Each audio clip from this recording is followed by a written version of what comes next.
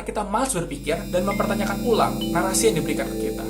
Menurut Daniel Kahneman, dalam bukunya Thinking Fast and Slow, manusia memiliki dua proses berpikir, dinamakan System 1 and System 2. System 1 merupakan proses berpikir yang membutuhkan usaha minimum untuk memproses informasi dan mengambil keputusan. System 1 terjadi secara cepat, otomatis, dan tanpa kita sadari. Contohnya, menyelesaikan persoalan matematika 1 plus 1 sama dengan 2. Mengikat tali sepatu, aktivitas berenang, berkendara, dan ketika asam jeplak. Kalau sistem 2 merupakan proses berpikir yang membutuhkan usaha lebih untuk memproses informasi dan mengambil keputusan. Sistem 2 terjadi secara lambat, manual, dan secara sengaja kita perintahkan. Contoh aktivitas itu adalah menyelesaikan permasalahan matematika 27 kali 14, atau mengisi laporan pajak, atau mengecek validasi dari argumen seseorang. Memikirkan kembali omongan kita sebelum kita utarakan, atau nggak asal jeplak. Itu salah satu aktivitas yang didominasi oleh sistem 2. Proses sistem 2 yang manual membutuhkan mental effort yang lebih banyak dibandingkan sistem 1. Inilah sebabnya kita juga lebih sering menggunakan sistem 1 untuk berpikir. Ada bias berpikir yang ditemukan oleh Daniel Kahneman, namanya WYSIATI. What you see is all there is. Manusia cenderung langsung mengambil kesimpulan berdasarkan bukti-bukti yang dapat dilihat dan mengabaikan bukti-bukti yang belum terlihat. Misalnya ketika kamu bertemu dengan orang yang atraktif dan cara ngomongnya tertata rapi. Kemudian dengan cepat dan otomatis, kamu membangun mental model dan berasumsi bahwa orangnya baik dan punya pekerjaan yang stabil. Padahal belum tentu orangnya seperti itu. WSIATI inilah yang membuat sistem 1 juga selalu berusaha membuat cerita yang nyambung. Tapi sayangnya belum tentu benar. Mengapa WSIATI ini muncul? Karena sudah terbentuk insting purba manusia untuk bertahan hidup.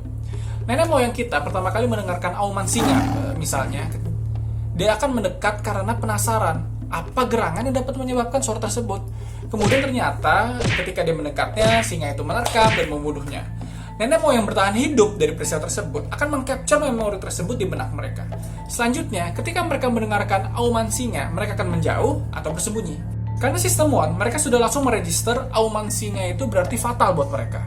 Sistem 1 langsung mengidentifikasi dari mana suara itu berasal dan seberapa jauh.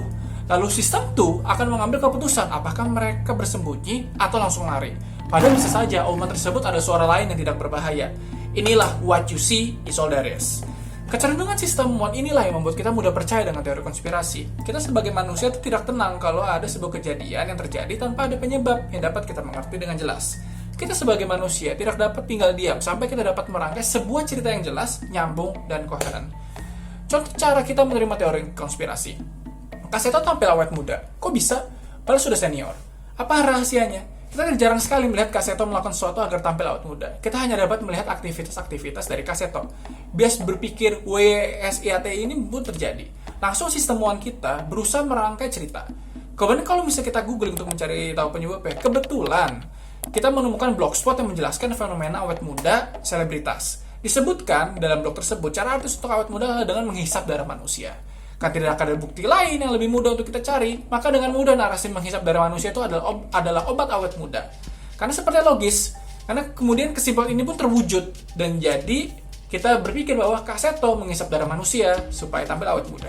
Padahal kalau kita mencari lebih dalam, kita akan menemukan bahwa korelasi menghisap darah manusia dan awet muda itu tidak ada. Kaseto bisa awet muda ditentukan olahraga parkour, bermain dengan banyak anak kecil, dan makan makanan yang sehat dan seimbang. Jadi memang mudah bagi kita untuk percaya teori konspirasi. Karena begitu kita melihat, mendengar, atau merasakan sebuah kejadian, kita akan mencari elemen tertentu untuk membenarkan dan membuat cerita yang tersebut menjadi logis, tanpa berusaha mencari bukti-bukti lain.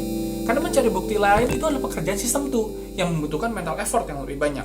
Sebelum kita dapat melatih otak kita untuk tidak bergantung penuh ke sistem 1, kita dapat memaksa sistem 2 untuk berpikir dengan kritis, mempertanyakan sesuatu kembali, dan tidak menelan informasi bulat-bulat. Tapi itu perlu mental effort yang banyak dan tidak bisa instan. Namun semakin kita melatih sistem itu kita, semakin sulit orang untuk membodohi kita. Demikian. Kalau kamu suka video ini, berikan like. Kalau bermanfaat, share ke orang yang kamu pikirkan. Jangan lupa subscribe dan like IG Ide Laju. Sampai jumpa di episode berikutnya. Bye-bye.